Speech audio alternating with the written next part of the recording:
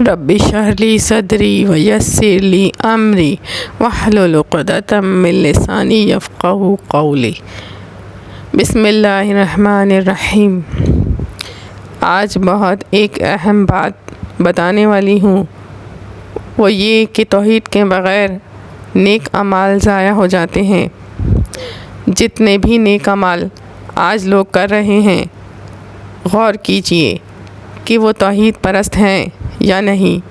اگر نہیں تو ان کے سارے اعمال اللہ تعالیٰ ضائع کر دے گا، اور توحید والوں کو ہی اللہ تعالیٰ کامیاب کرے گا۔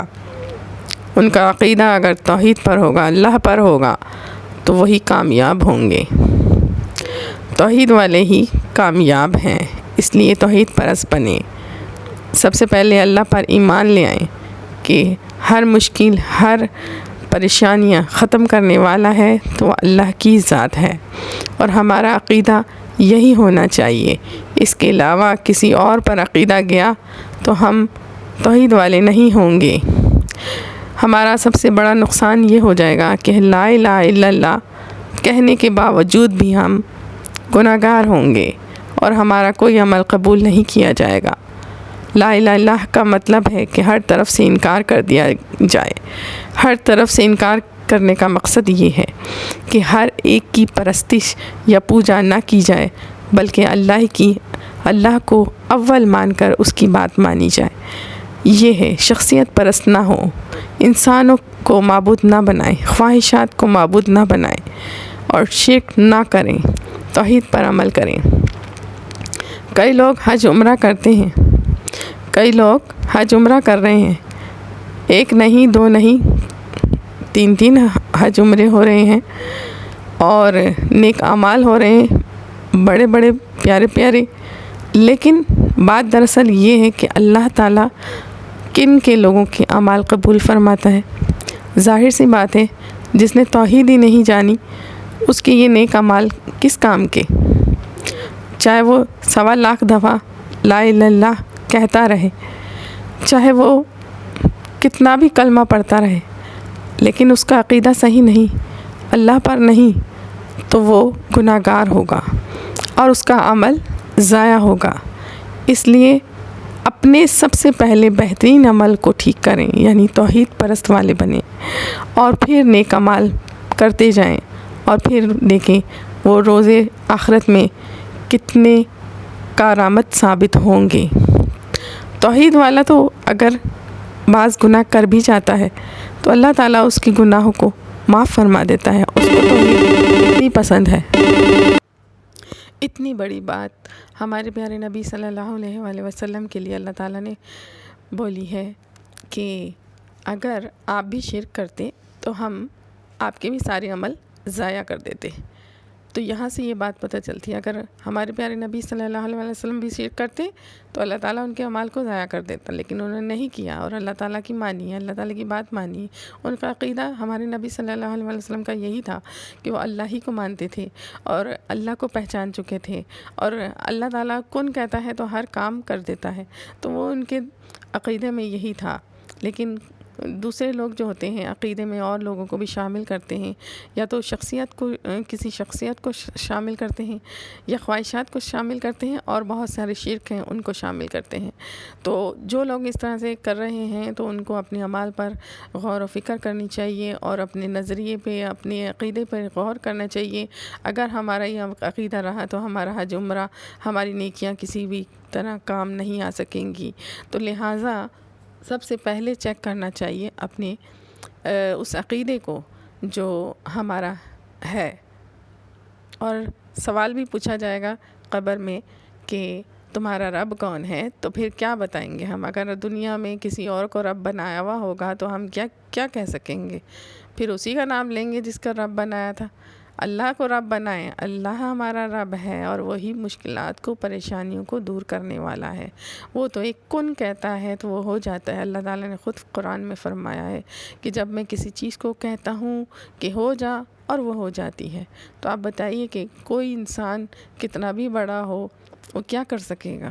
اور اللہ تعالیٰ ہی کرنے والا ہے، یہی عقیدہ ہمارا ہونا چاہیے، اور اس عقیدے کو پھیلانا چاہیے، لوگوں میں شعور دلانا چاہیے کہ یہ جو باتیں ہو رہی ہیں غلط ہو رہی ہیں، ایک اللہ کو مانیں، ایک اللہ کی عبادت کریں، ایک اللہ کی عبادت کریں، یہی سیدھا رستہ ہے۔ اللہ پاک نے خود قرآن میں فرمایا ہے کہ یہی سیدھا رستہ ہے، اس کے علاوہ اگر کسی اور کی پرستش یا پوجا یا اس کسی کو مانا جا رہا ہے کہ اللہ کے ساتھ شریک کیا جا رہا ہے، تو اس کے سارے عمل بالکل ضائع ہو گئے، اور کوئی امید نہ رکھے آخرت میں اس نیک عمل کی۔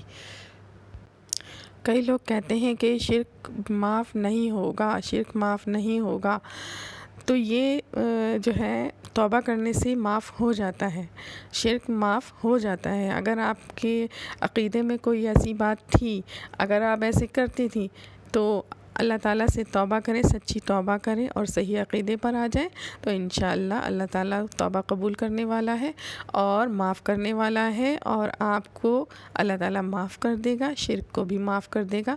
لیکن اگر آپ نے توبہ کر لی تو، لیکن اگر آپ آخری وقت تک اسی عقیدے پر رہے اور اسی منہج پر رہے کہ کوئی اور بھی اللہ تعالیٰ کے ساتھ کوئی کرنے والا ہے، تو پھر آپ شرک کی توبہ نہیں کیا آپ نے، اور پھر وہ جب انتقال ہو گیا تو پھر اس کے بعد اللہ تعالیٰ اس کی جو ہے اس کو بالکل معاف نہیں کرے گا، کیونکہ اللہ تعالیٰ اپنی شراکت قبول نہیں کرتا۔